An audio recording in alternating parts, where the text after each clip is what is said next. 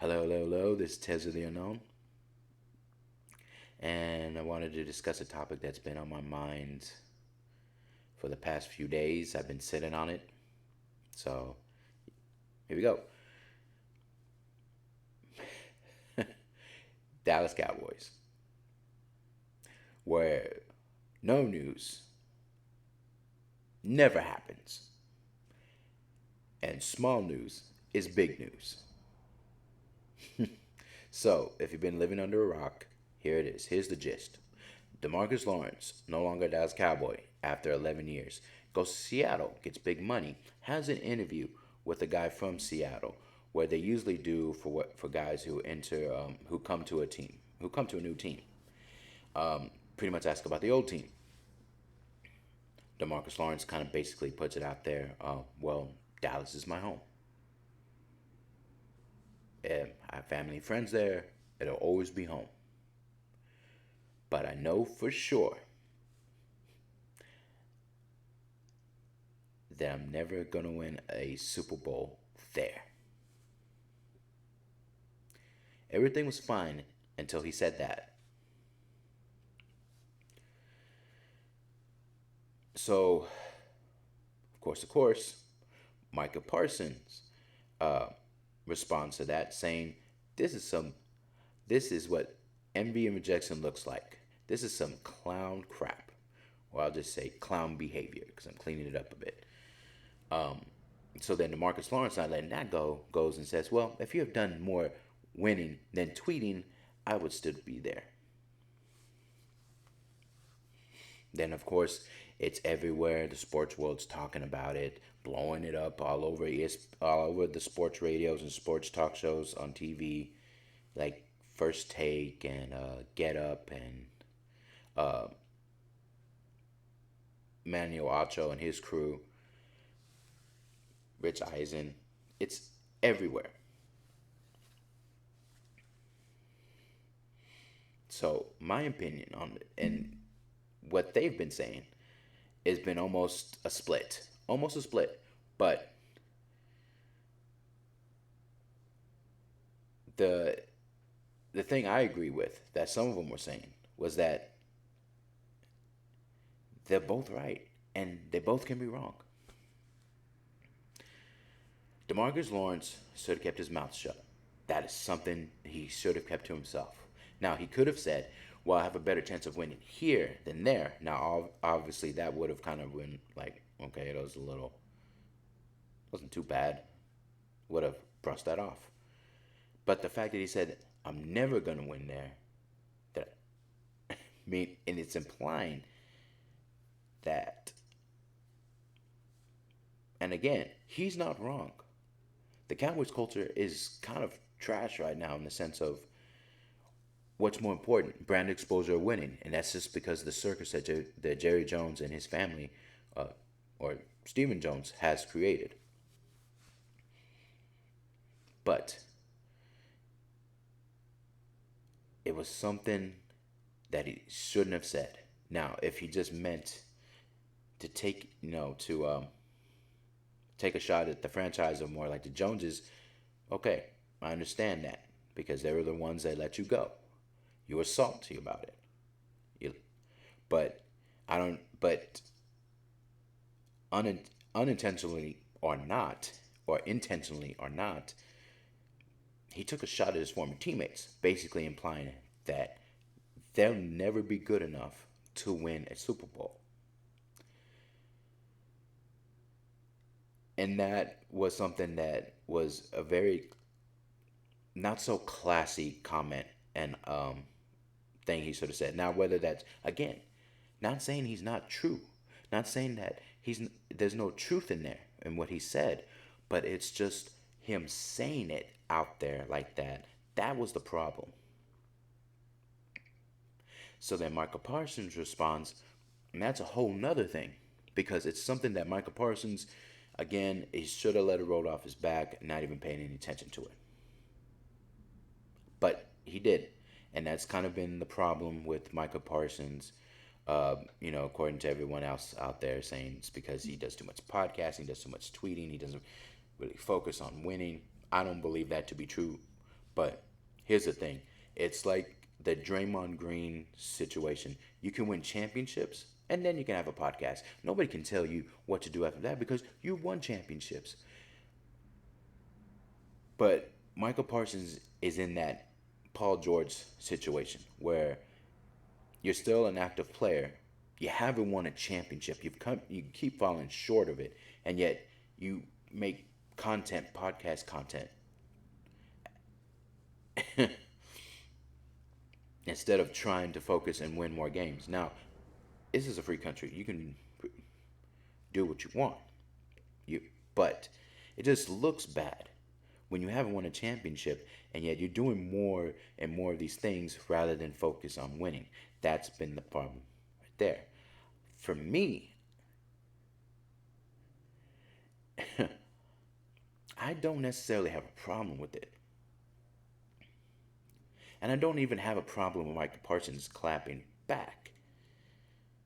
Because here's the thing, because I get it. You're defending a franchise, you're defending a place that you feel like is home. You're defending your bros.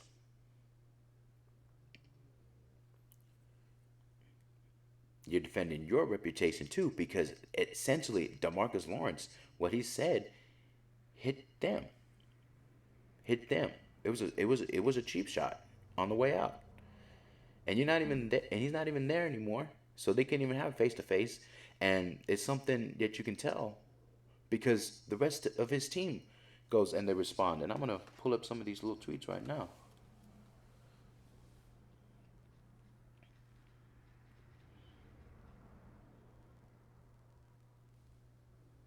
My phone. All right. So here it is. Here's some of this.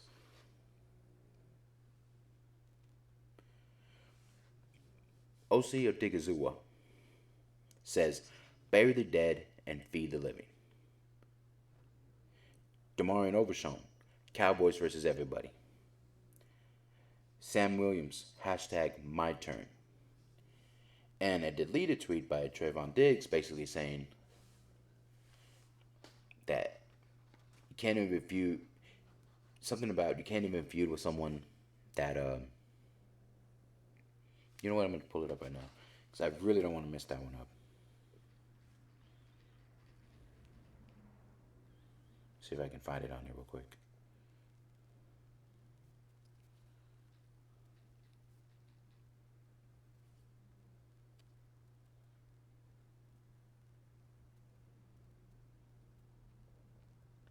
Okay, here we go.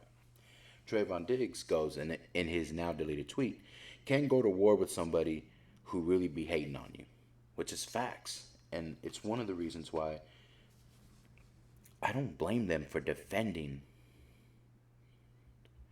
defending Micah Parsons and going after Demarcus Lawerence because he took a shot at every last one of them. It's something that again, he was.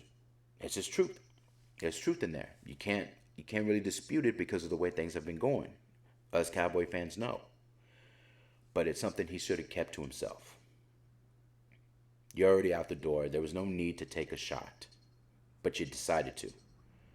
Because because Demarcus Lawerence has no respect for his teammates. He has no respect for his teammates, or else he wouldn't have said what he said. And they wouldn't have said what they said. Demarcus Lawerence seemed like to me that he was going through the motions. Demarcus Lawerence seemed like each time he put on that jersey, he knew he wasn't going to win or they weren't going to go anywhere. That's called half-assing it, people. And you don't need that on the team. So what they do, we're not going to pay you money, big money, just to half-ass it on the field. So they made a decision to cut him, to let him go. It was the right move because you don't need players in there who do not believe that this team can do anything, that a team can do anything. And it's just about any other football team. You think Dan Campbell and the Lions want somebody who's going to half-ass it and not believe that their team can make it to the Super Bowl? He'd cut them so fast, their heads would be spinning. So right now, Demarcus Lawrence leaving was the good move, was the right move, and anybody else who feels the same way, they can get to step into.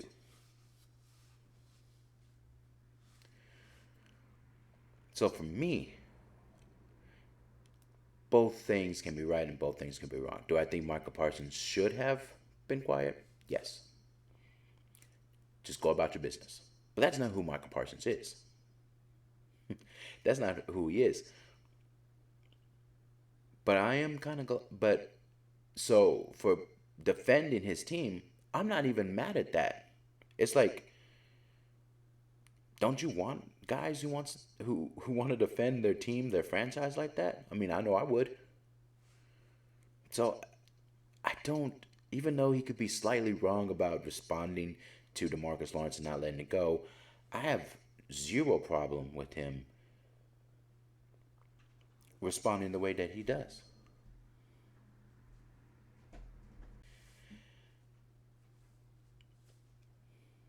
Michael Parsons shows out every time on the field. He wears his heart on his sleeve. You gotta love that. And I would want that more than somebody who doesn't believe that their guys, that their team can make it there. And that's who Marcus Lawrence was. So maybe it wasn't the fact that they were tired, like he once put, why they lost in a playoff game. Maybe it's because he just didn't really believe in that team. Maybe he stopped believing and felt like, well, as long as I'm here, maybe I just keep on just going through the motions. So maybe he really wanted out, and and it was one of those things where you don't want to do it yourself. You want somebody else to do it. It's like trying to get out of a relationship that you felt stood too long. It's like being in a relationship that you feel like it doesn't benefit you anymore, but you don't know how to get out of it. And then they finally come up and say, well, we don't want you anymore. And it makes you the happiest that you've ever been. That's actually happened to me before. But essentially, but that was a long time ago. But essentially, that's what Demarcus Lawrence was in. And when he left, it felt like a breath of fresh air, and he should have just left it at that. But he didn't. He decided to stay salty about the whole thing. He want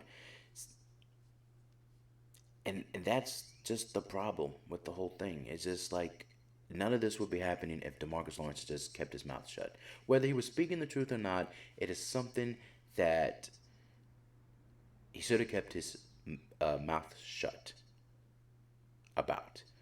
I don't care if he was a vet, like some of these guys want to come out here and say, oh, because he's a vet and what he's gone through. Yeah, okay, fine, sure, whatever.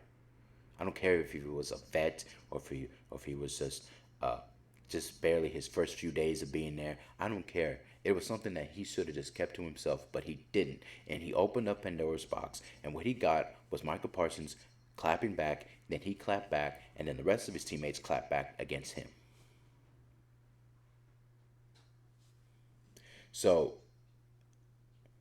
as Demarcus Lawrence is leaving, he may have actually done something which not even the Joneses could have done. He united the Cowboys at one singular focus, at least on the defensive side. We're going to prove D-Law wrong. We're going to prove that we can do this. We can get there. We can get to the promised land, and we will win. Not saying if they will. Not saying that they will. But that's their mentality now. And it's in Micah Parsons' brain now. It's something he can't let go. So, yeah. It's just, and it was an easy, avoidable situation if Demarcus Lawrence had just kept it to himself and he didn't do it. So now everyone wants to talk about it, and some of these other guys are talking about, why are we talking about the Cowboys? Why are we talking about the Cowboys? Well, This wouldn't have happened again if Demarcus Lawrence had just stayed quiet. But he didn't, and so here we are. So, all eyes will be on the Cowboys as per usual. Um, we'll see what kind of defense this team has. It's a new defense. Almost, it's still the same offense, I would think. Hopefully, a little bit more tougher. They need an offensive line for sure. Hope they address that in the draft because they don't look like they're interested in free agency. But yeah, all eyes on Dallas again. Because why? They're America's team and they always will be. The only teams that ever could claim that were the Tom Brady Patriots and the Patrick Mahomes Kansas City Chiefs. The Eagles, I'm sorry, you guys can't claim that. You can't. Because it took you 2 years. No, it took you 30 some on years. It took you 30 some on years to win 2 titles. Cowboys haven't even sniffed the Super Bowl, let alone the NFC Championship game. And it took y'all 30 years. In that span of 30 years to win 2 titles. No. You're not America's team. Stop it. Stop fooling yourselves. Stop it. Just stop it. You're not even America's most liked. So just stop it. You're not America's team. Stop it. Do I think you have a talented team? Sure. Yes, for sure. But stop trying to say you're America's team because you're just not. You're not. And it may take you another 30 years to win another 2. But I digress. Sorry, I had to get that little Eagles dig in there. But as I said, Cowboys in the news again over small crap that gets blown up. But maybe this was a way for Dallas, amongst the players, to wake themselves up and get this done finally. But again, it's going to come also down to what happens in the draft and how this coach Brian Schottenheimer can really get the best out of his team in general with his new guys that he's implemented, the new coaches. We're going to see. Could be same old, same old. But as Dallas Cowboy fans, we just can be naive, or at least some would say naive, and others would just say, some would say hopeful thinking, hopeful wishing. But I like to think it as optimism. Not over the top, at least for me, but there's optimism. And I think even right now, when we're at our lowest, we still feel optimistic about things. So all we can do is cheer on our boys. Hopefully, we get that 6th.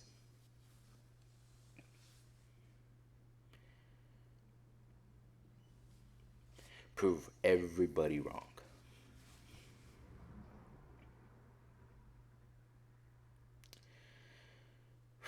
All right. I believe that's all I wanted to say about the situation. Both men were right and wrong. But one was more right than the other. Thank you guys for listening. See you in the next video.